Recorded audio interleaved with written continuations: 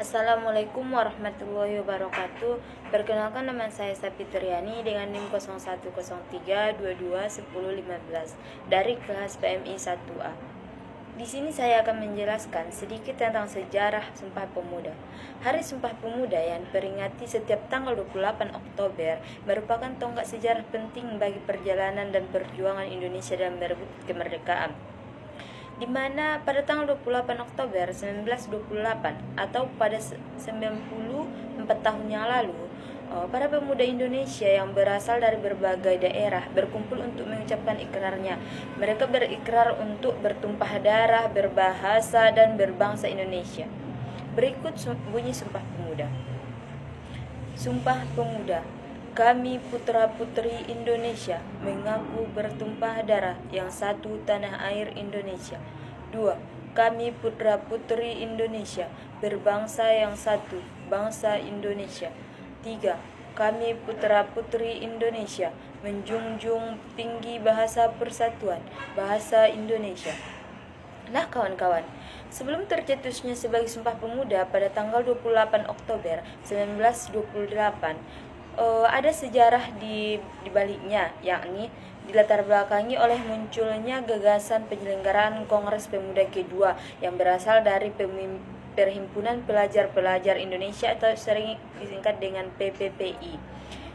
Sugondo Jojojo Puspito termasuk pemimpin jalannya Kongres kedua sampai berakhirnya ikrar Sumpah Pemuda. Makna penting Sumpah Pemuda yakni sebagai cerminan para pemuda cinta kepada tanah air dan perwujudan dari rasa cinta kepada bangsa, termasuk pula mencintai keberagaman budaya, agama, dan masyarakat. Nah, materi yang kedua adalah sejarah Sumpah Palapa.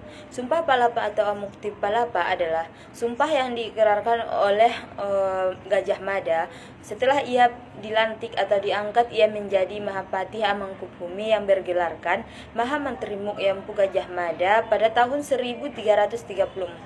Sumpah Palapa merupakan manifestasi program politik Gajah Mada terhadap Majapahit.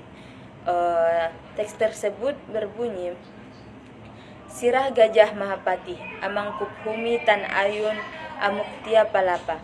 Sirah Gajah Mada.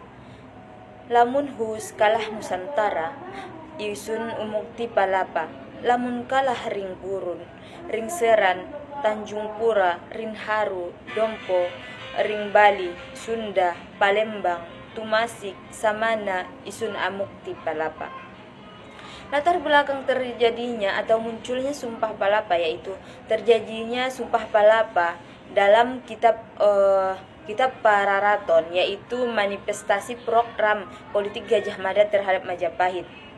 Nah, sedangkan tujuan Sumpah Palapa itu yaitu ikrar yang sesungguhnya mempersatukan Nusantara atau pulau-pulau di luar Jawa agar tunduk dalam kekuasaan Majapahit. Materi yang terakhir atau materi yang ketiga yaitu sejarah 7 pemuda dalam goa menurut Quran Surah Al-Kahfi. Ashabul Kahfi merupakan kisah menakjubkan yang terjadi di masa lalu sebelum masa Rasulullah SAW. Ashabul Kahfi adalah kisah 7 pemuda yang tertidur di dalam gua selama 309 tahun, di mana mereka bersembunyi di dalam gua untuk melarikan diri dari kekejaman Raja Decianus untuk mempertahankan keimanannya. Kisah ini tertera dalam Quran Surah Al-Kahfi. Pada saat itu Raja Decianus mendengar bahwa ada pemuda-pemuda atau golongan mereka yang melarikan diri. Mengetahui hal itu, Raja Decianus memerintahkan pengawalnya untuk segera membawa pemuda-pemuda tersebut ke hadapannya. Sesampainya di istana, pemuda-pemuda tersebut ditanya mengapa mereka tidak mau menyembah berhala. Mereka menjawab, kami hanya mau beribadah kepada Allah saja.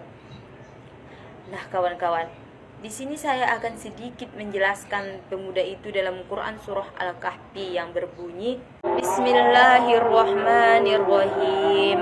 Am hasibita anna ashabal kahfi والرجيم كانوا من آياتنا عجبا إذ أوى الفتية إلى الكهف فقالوا ربنا آتنا من لدنك رحمة وهيئ لنا من أمرنا رشدا.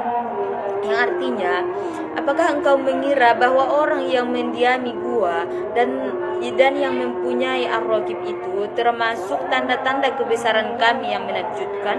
Ingatlah ketika pemuda-pemuda itu berlindung ke dalam gua itu, mereka berdoa, "Ya Allah kami, berikanlah kami rahmat atas kami dari sisimu, dan sempurnakanlah petunjuk yang lurus bagi kami dalam urusan kami."